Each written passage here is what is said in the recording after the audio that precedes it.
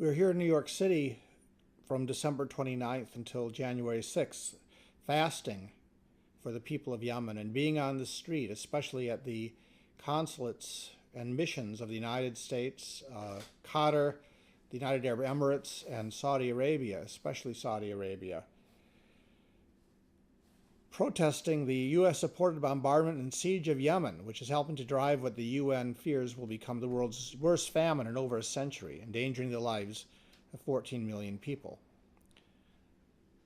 The notorious August 2018 attack on a school bus, killing over 40 children, employed U.S.-supplied munitions.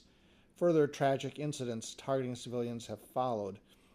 Aerial and naval blockades, sporadically permitting relief shipments, has made even worse this year by the long-dreaded attack on Yemen's vital relief port of Hodeidah.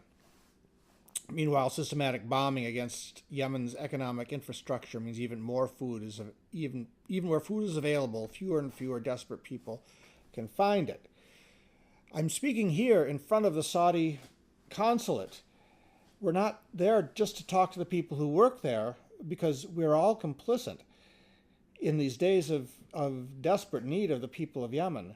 We are all complicit, especially American citizens. And these next days will be in front of the United Arab Emirates, Qatar, French, and British consulates as well. What happened to Jamal Khashoggi, horrible, grisly dismemberment of his body, hacked apart with bone saws, dissolving his body with acid and pouring it down the drain. This has made the words Saudi Consulate, which is not on the building, unlike many of the other nations represented in this neighborhood, on a plaque or a flag.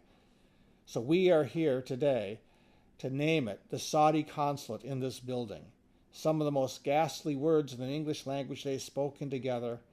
Saudi Consulate evokes a chamber of horrors, and every Saudi consulate constitutes a chamber of horrors today. That's what we're here to speak to you today, but not just about one journalist who worked for the Washington Post, horrific and tragic as his death was, but also to give names and faces to the many thousands, maybe soon to be millions, of Yemeni children who have died in this war.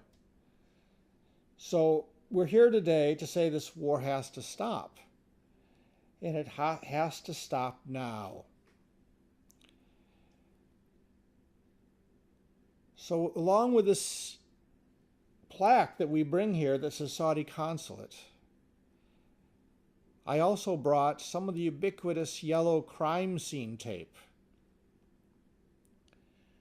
I think it's time that we label this ubiquitous, unnamed place that looks so innocent, a place of business, place of diplomacy perhaps, as for what it is. It's a crime scene. Or we label it as such. It's a crime scene. Do not cross. Hopefully the people who work and do business in this building will take this as a warning that this is a crime scene. People in this building are getting hurt. Even if, unlike Jamal Khashoggi, most people walk in this building, walk out. The crime of the destruction of Yemeni society is being perpetrated here in this place. And we are here to say no and to do what we can with our bodies and our words to stop it. So we will be back. We've been here before, and we will be back until the war stops.